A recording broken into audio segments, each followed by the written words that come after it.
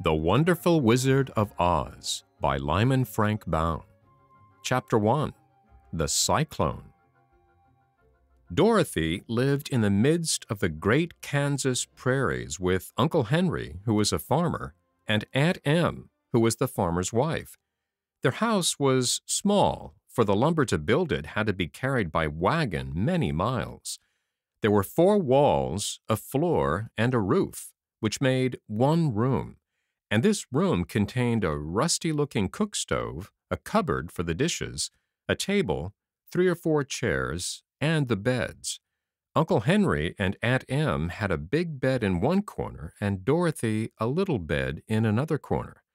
There was no garret at all and no cellar, except a small hole dug in the ground called a cyclone cellar, where the family could go in case one of those great whirlwinds arose, mighty enough to crush any building in its path. It was reached by a trap door in the middle of the floor, from which a ladder led down into the small dark hole. When Dorothy stood in the doorway and looked around, she could see nothing but the great gray prairie on every side. Not a tree nor a house broke the broad sweep of flat country that reached to the edge of the sky in all directions. The sun had baked the plowed land into a gray mass, with little cracks running through it. Even the grass was not green, for the sun had burned the tops of the long blades until they were the same gray color to be seen everywhere. Once the house had been painted, but the sun blistered the paint, and the rains washed it away, and now the house was as dull and gray as everything else. When Aunt Em came there to live, she was a young, pretty wife. The sun and wind had changed her, too. They had taken the sparkle from her eyes and left them a sober gray. They had taken the red from her cheeks and lips, and they were a gray also. She was thin and gaunt, and never smiled now.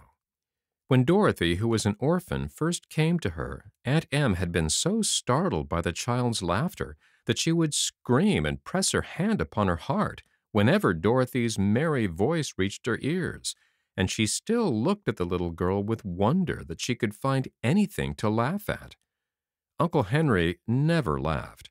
He worked hard from morning till night and did not know what joy was.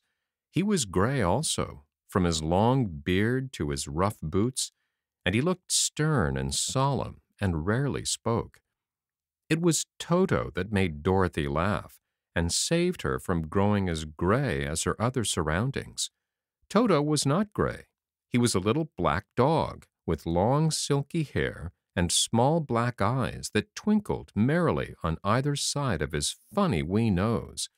Toto played all day long, and Dorothy played with him and loved him dearly. Today, however, they were not playing. Uncle Henry sat upon the doorstep and looked anxiously at the sky, which was even grayer than usual. Dorothy stood in the door with Toto in her arms and looked at the sky too. Aunt Em was washing the dishes.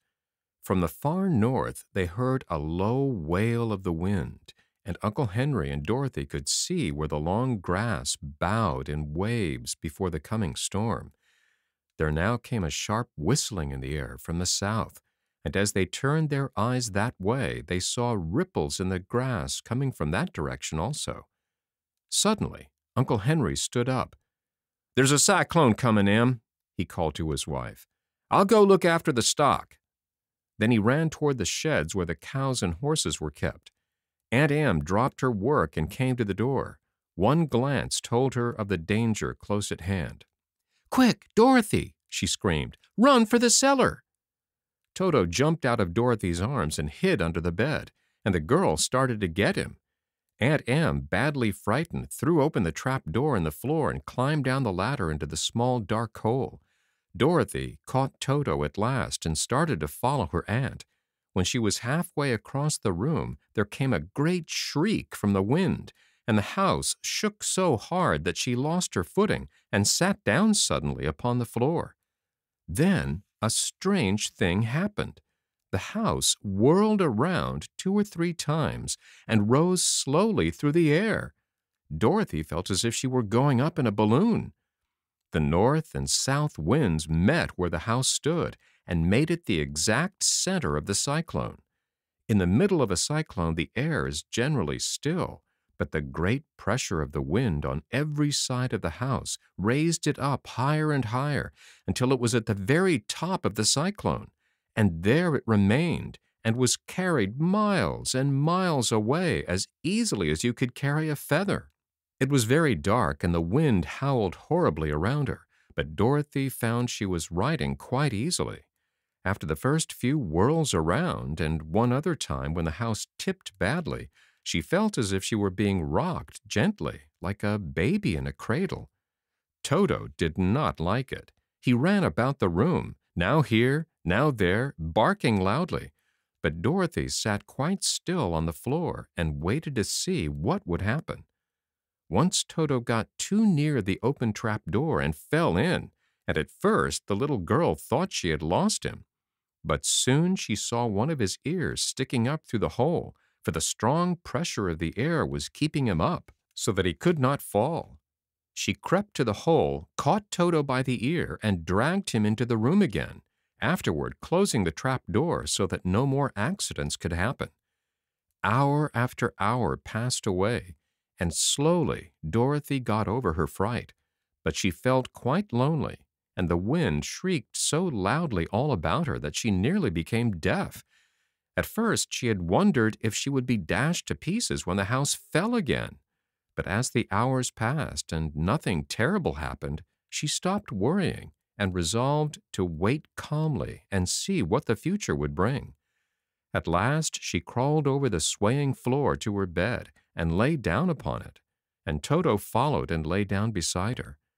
In spite of the swaying of the house and the wailing of the wind, Dorothy soon closed her eyes and fell fast asleep.